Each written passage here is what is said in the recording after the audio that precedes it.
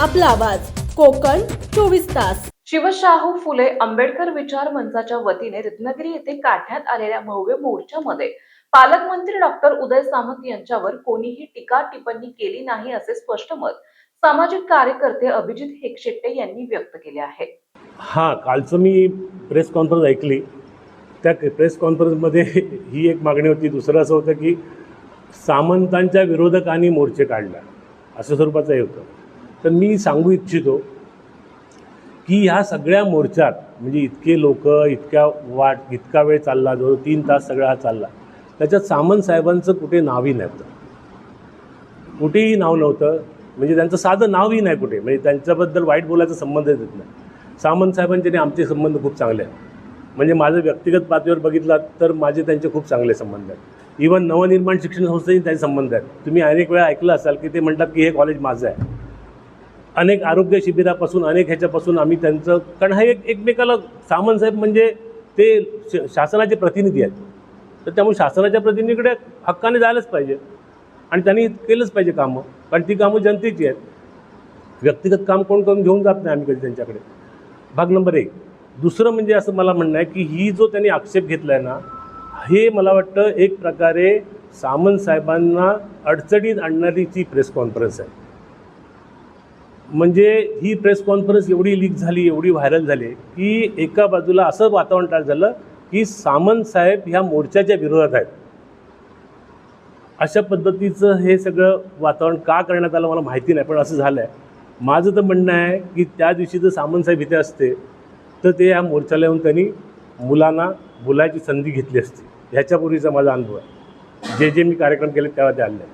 कारण आज महाराष्ट्रातला आम्हाला अभिमान आहे, आम्हाला त्यांचं कौतुक आहे की आज महाराष्ट्रात आमच्या विधानसभेतला एक प्रतिनिधी महाराष्ट्रात मंत्रिमंडळ पदावर इतक्या उच्च पदावर आहे, त्यांना इतक्या निर्णायक भूमिकेत आहेत ते, तर त्यामुळे ते अनेक ठिकाणी संकटमोचक अशा भूमिकेत असतात।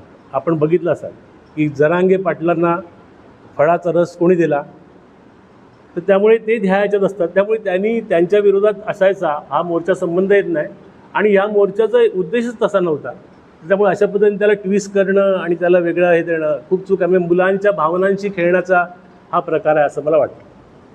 दिल्ली येथील जंतर मंतरवर लोकशाही मार्गाने आंदोलन करणाऱ्या विद्यार्थ्यांवर पोलिसांनी ज्या पद्धतीने लाठीमार केला त्याबद्दल देशभरात संतापाची लाट पसरली आहे आणि त्याच पार्श्वभूमीवर रत्नागिरी येथे मोर्चा काढण्यात आला आणि विशेष म्हणजे अवघ्या 36 तासात हजारो विद्यार्थी आणि रत्नागिरीकर यामध्ये सहभागी झाले असल्याने हा एक ऐतिहासिक मोर्चा असल्याचं अभिजित हेकशेट्टे पत्रकार परिषदेत बोलताना म्हणाले। लोकांपर्यंत हा विषय पोचवला।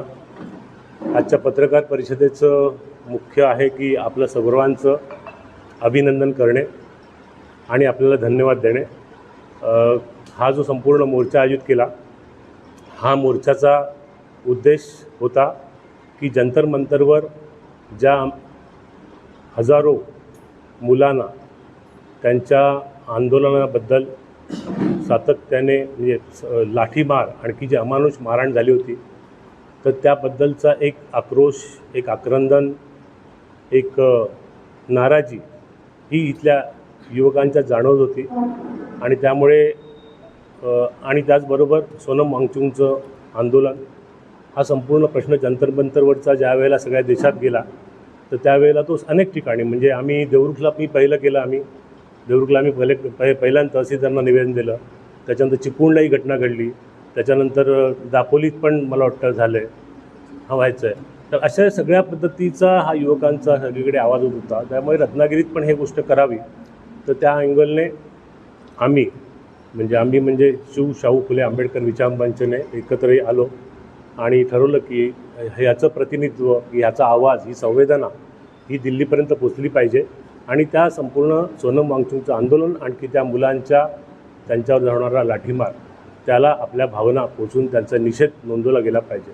तर त्या दृष्टीने ह्या मोर्चाचं आयोजन केलं आणि फक्त म्हणजे मला वाटतं 24 आणखी 12 36 तासाचा अवधीत एवढ्या मोठ्या प्रमाणावर जो रिस्पॉन्स आला त्याचे सगळे शिलेदार तुम्ही आहात।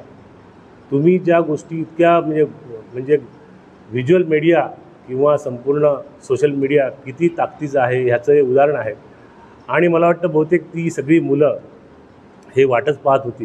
भव्य मोर्चा काढून विद्यार्थ्यांनी आपल्या भावनांना वाट करून दिली, असे मुख्य संयोजक आणि सामाजिक कार्यकर्ते अभिजित हेकशेट्टे यांनी सांगितले.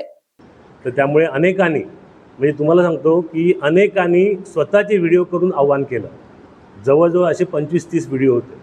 आणि अशा पद्धतीने आता जवळजवळ मोर्चाला पोलिसांचा आकडा आहे 8,000 मोर्चाचा. आणि आम्ही सांगितलं होतं साधारणतः 500-600 जण येतील. ते पोलिसांनी मला उलटं विचारलं होतं, तुम्ही काल मग खोटं सांगितलं. म्हटलं आमचा खरोखरच तसा अंदाज होता. पण ते प्रत्यक्षात इतकी प्रचंड मुलं आली. ह्याचं कारण आहे, ह्या मुलांना आपल्या भावना व्यक्त करायच्या होत्या. त्यांच्या मनात हे सगळं धगधग होती. तर ती धगधग व्यक्त करण्यासाठी ही मुलं इथे आली. अत्यंत शांतपणे आली. पोलिसांनी मला विचारलं काय, म्हटलं काही काळजी करू नका. तुम्हाला मी सांगतो की काही ठिकाणच्या महाविद्यालयातले प्राध्यापक स्वतःची रजा टाकून या मोर्चासाठी आले. म्हणाले आम्हाला उद्या विचारायला नको मॅनेजमेंटने की तुम्ही तिथे का गेला होता, अशा पद्धतीने.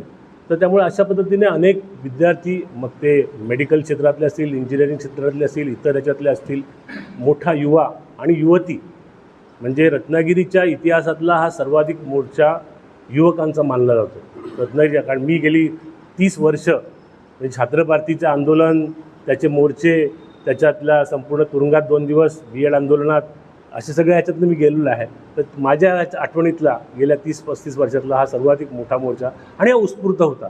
तर असा हा मोर्चा आला आणि त्याला पोलिसांना मी मुद्दाम धन्यवाद देईन आणि रत्नागिरीकरांनाही धन्यवाद देईन. कारण रत्नागिरीचं ट्रॅफिक अनेक ठिकाणी 2-2, 3-3 तास अडकून राहिलं, पण त्यांनी सहन केलं. त्याचबरोबर पोलिसांनी उत्तम व्यवस्था केली, आम्हाला सहकार्य केलं. कुठल्याही प्रकारचं त्याला गालबोट लागलं नाही. अत्यंत शांततेत झाला आणि शांततेपणे त्याचा समारोप जनगण म्हणून होऊन झाला. कलेक्टरना आम्हाला भेटले, त्यांना आम्ही निवेदन दिलं. तर त्या सगळ्या आमच्या पोलीस खात्याचा आभार, तुमचा आभार, याच्यासाठी ही आम्ही प्रेस कॉन्फरन्स आयोजित केलेली आहे. समंदर की गोद में पला है तू,